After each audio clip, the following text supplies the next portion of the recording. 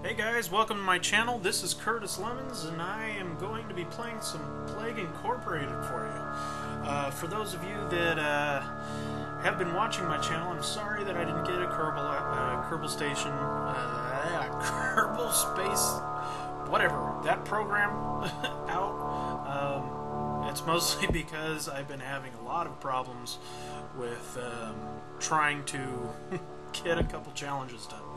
Anyways, so for this game, what I'm going to do is I'm going to set up a little more educational video. This one is going to be on Bacillus anthracis, which is known commonly as anthrax, or it's the bacteria that gives anthrax. I chose this one because the model that you get for a bacteria is kind of rod-shaped, which is standard bacilli shape. So I went with that, and I'm not going to be adding any modified genetic code because I'm going to try and keep this as legit as possible, though towards the end, when I have a bunch of points, I may go into some bioengineering aspects just to see how much I can kill. Most cases, with any normal anything, the world will live. And so this isn't about getting a high score or anything, it's just about teaching you guys while playing a game.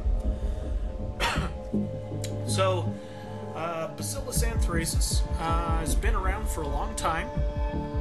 It is a bacteria that has a capsule, which has been found all throughout the world. It's been on every single continent, including Antarctica. I'm starting this one in England because it's known as the sheep herder's disease as well. The reason for this is because sheep herders originally were the most common people to catch it, and they caught it because their sheep would be in the dirt, and this is where anthrax usually lives, is in a capsulated version in the dirt, where it can live for centuries, by the way. It's kind of freaky. But then it gets on the wool, and then the sheep herder ends up touching the sheep in some way, either normally or in a more adult way, which we'll try and stay away from, because that's for other videos on completely different sites that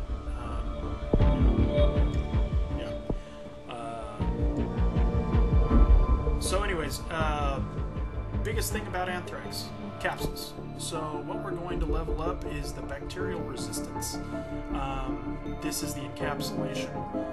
We're going to stick with this and do this as far as it goes first before any symptoms hit. And the reason for that is because that is the most commonly known thing about Bacillus anthracis, is its ability to encapsulate itself and survive for many, many years. So we'll level that up first, and then we'll go into the symptoms. Also, this game allows for standard mutation over time. Anything that is not involved with anthrax, I will take out until we get towards the end of the game. Try and keep it within the same families, but if that's the case. Also, I'm running everything at 4 times speed. The reason for this is because there is no way that I would be able to get a game completely done and explained in a 20-ish minute time frame and run in a standard speed format. So everything's going at 4 times, or maybe it's 3 times acceleration through the game. And it's all through the standard game speed, as opposed to anything that's done on this. And by this I mean Movie Maker. Anyways, so anthrax, this is what we're talking about. Anthrax has been around for hundreds, thousands of years probably. maybe tens of thousands. I couldn't tell you. There's there's enough written work in the past to say that they've had diseases, but they didn't really have names for a lot of them. The ones that they did have names of, things got confused and blah blah blah. So, okay, we already have our third encapsulation, so we are done with that. Anything else we're going to be doing will probably be with symptoms and transmission mode. We will level up the livestock first and foremost. The reason for that is, as I said, sheep herders. It is mostly found in livestock and also wild animals and any type of animal that lives in a dirty environment. Anthrax nowadays doesn't do a whole lot of damage. You can thank a lot of this to Louis Pasteur. He was quite the pioneer in all things microbiology, even though he was kind of confused in some of the things that he did, like believing that poop created flies, as in like they were born of poop, but that's not the case. They are larvae that maybe were embedded in feces. So anyways, some of his stuff came about through wrong ideas, but sooner or later we figured it out. Pasteurization also comes from that. That's the heating and then cooling of something to kill bacteria.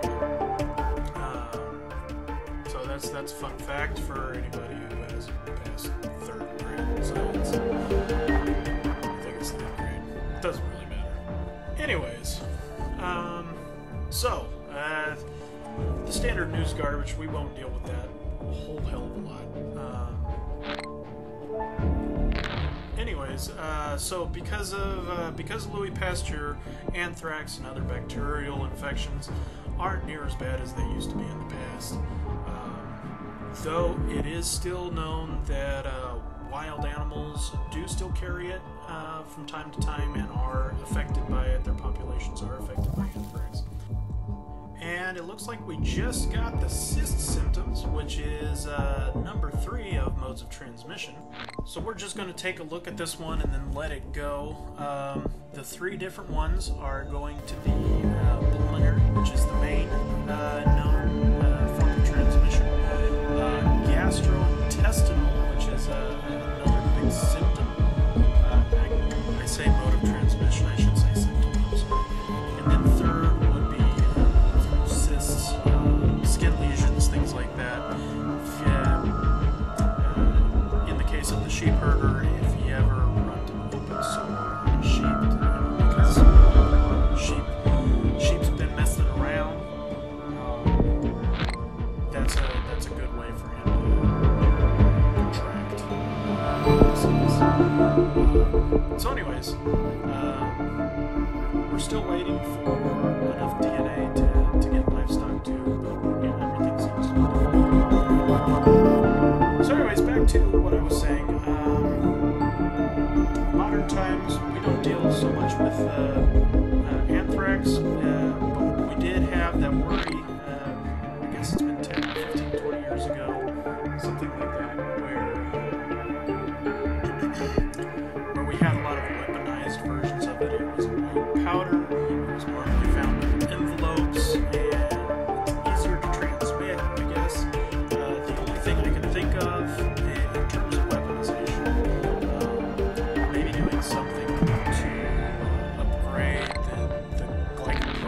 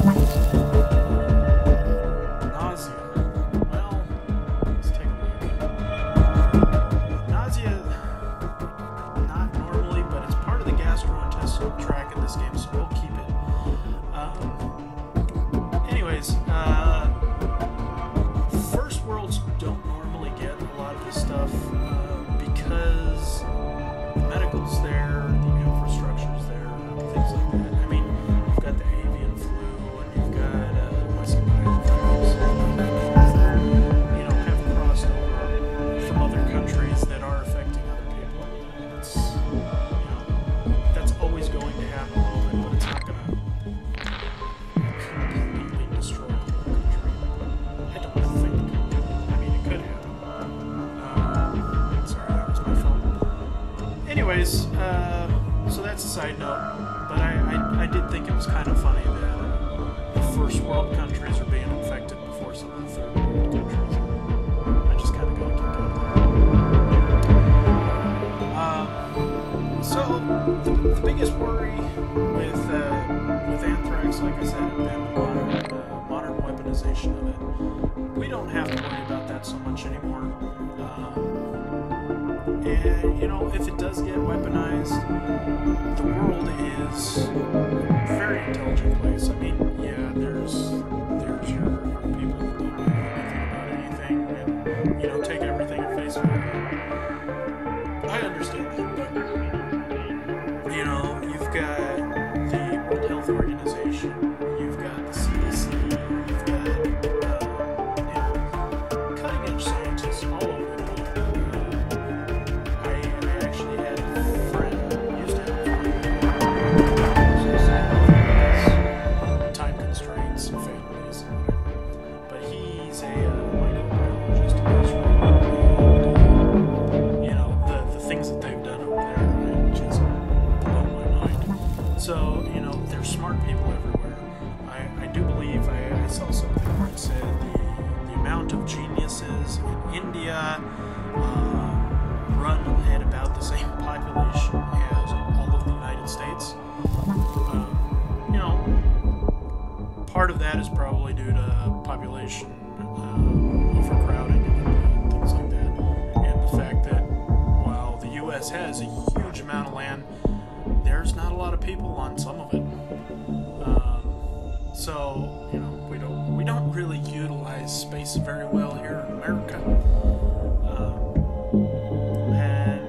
And it's fine because it's a perk of living here. You know, everybody gets a nicer, bigger piece. And, you know, I'm not going to extol the luxuries versus the complications. So I won't get past that. Okay, we got sneezing. Sneezing isn't normally associated so much, but, you know, dirt produces sneezing, so I'm going to let that one slide. And it looks like everything's starting to spread. Well, that was, what, 4 countries in a second? Countries breaking down. That does happen. It's sad. And look at Peru. Peru is just bad in my face. It could have something to do with the hurricane or whatever happened earlier in the game. Okay, something else to note. This is probably true in real life just as much as it is in this game. Whenever something happens that has symptoms that, you know, doctors are looking for, they're going to find a cure faster because more people know about it, more science is being done with it. There is time that will be taken, obviously, to find a cure or find a vaccine or whatever. But the fact of the matter is, when you have, you know, thousands, tens of thousands, hundreds of thousands of people working on it, you know, it makes it easier. I went ahead and upgraded the drug resistance and started messing with some of the genetic hardening and things like that, because now is to the point where we've gotten past all of the standard effects of Anthrax. Projectile vomiting, that's great. And so this is where tweaking gets into place. Look at that, Russia turning into a Christmas tree. That is just fun. Sorry. So I'm just gonna kind of go with anything on the bottom there. Let's see. We'll do some genetic reshuffling. That sounds promising. Let's see what happens.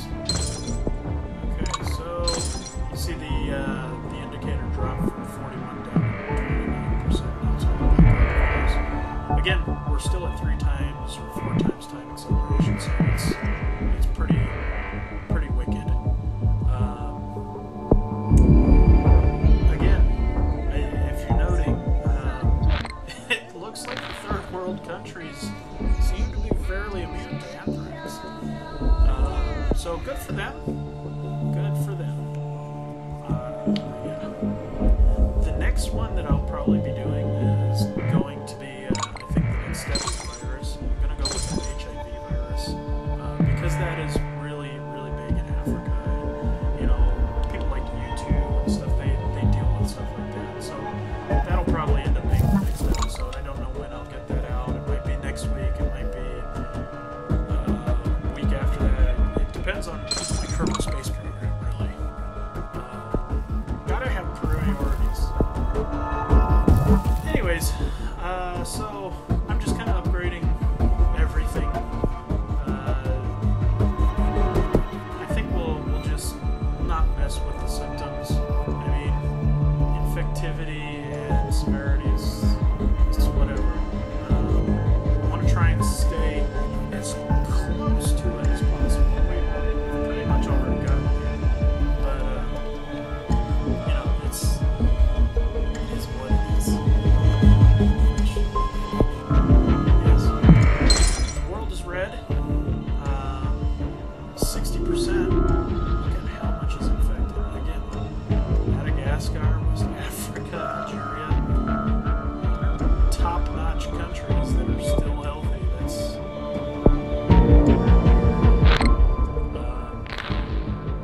doesn't normally happen. But you know, that being said, it is kind of worrisome that you know, in this day and age, with airline flights and boat trips and strength of especially this bacteria that can live in friggin' Antarctica. You know, that this could potentially happen. Having said that, I don't think it will. Because like I said, you know, we have thousands, tens of thousands, hundreds of thousands of scientists that, you know, would drop everything on a dime if something like this happened. I don't see a zombie apocalypse happening or any of that stuff. I mean, there might be widespread cases, and it might infect the whole world, but I do believe that we can get ahead of anything because, you know, as humans, we're pretty friggin' resilient people. Okay, so I took out insomnia. While it would be fun to add that to it, like I said, I want to try and stay with the same family. Pulmonology or lung is the main one, and then gastrointestinal again is number 2, cutaneous, subcutaneous, the skin contact. So I've already maxed out all of the different whatevers and whatnots, the susceptibility, the hardening and all that. So I'm just going to go ahead and transmit and stuff. See if we can infect some of these third world countries before the world dies. The world's already at 91%. It's for 92%, 93% before it's cure. So, you know, the game's coming to an end here pretty soon anyway. But, yeah. So, you know, I'm not gonna touch the temperature, guys, because the number 3 encapsulation is the highest you need to go. It deals with also, if you're playing this game just for fun, that's something that you may want to try is going with encapsulation versus I don't know the exact point difference, but I would assume you would be saving yourself some points. So, okay, the cure has happened. The world is bouncing back. There was a lot of death, you know, in the billions, but it's been eradicated, just as I thought it would. Some of the third world countries still survive through everything, so kudos to them. And if you like this video, I say like and subscribe. If you want me to make more, tell me in the comments if there's any certain disease you want to take a look at. I know that the game itself is upgraded for real diseases, but I will take anything that you guys want. I'll research it and I'll get it out as if there's if there's a bunch of demand. Anyways, as I said before, like and subscribe if you like it, and I enjoy these times with you guys. So